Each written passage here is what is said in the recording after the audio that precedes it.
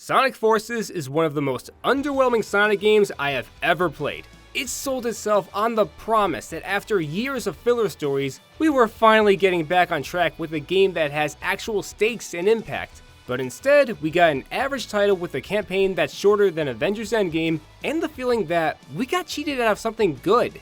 One of the most disappointing aspects was the new baddie, Infinite.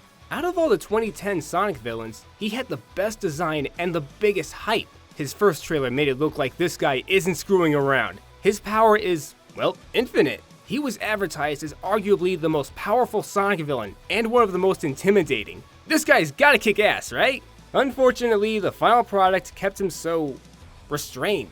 So he's built up with little payoff. It doesn't help that Sonic can defeat him without the Chaos Emeralds. Not only that, the game made the inexperienced Avatar look like a Gary Stu who can beat him in a one-on-one fight. Come on, Solaris had a more satisfying final battle. Speaking of which, why wasn't he the final boss? And why was he unquestionably loyal to Eggman even though he's more powerful? What a missed opportunity to have him shove Eggman aside and transform into a giant monster and let that be the final boss battle.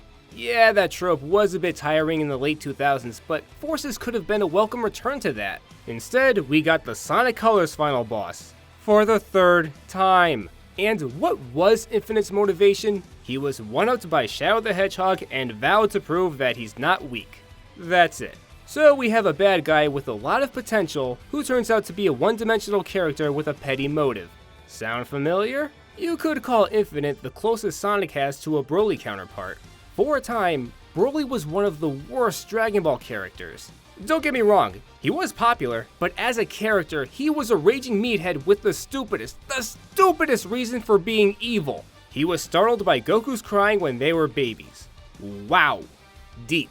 In 2018, the movie Dragon Ball Super Broly was rewritten as not only a superior character, but an actual person. He talks to people, he has a softer side, he's three-dimensional and likable. This movie brought to the table the idea that a bad character can be rebuilt into something worlds better. Infinite should be rewritten too. He can be anything else than what he was at first. A demigod from the ancient past, a warlord from the future or outer space. He can be either a villain on par with Mephiles the Dark, or a sympathetic antagonist like Chaos. For that to work, Sonic Forces would have to be retconned. You know what? Retcon every game that came out this decade. Instead of adding to the continuity, they damaged it royally. And besides, I'm confident that the people who say that only gameplay matters wouldn't mind a bit. If this happens, Infinite could go from, Infinite was a letdown, to, oh man, Infinite is one of the best Sonic villains! I would love Infinite to be reworked into a better villain. He has a sick design, and his full potential is yet to be seen. If Broly can go from one of the dumbest to one of the best received, then why not Infinite?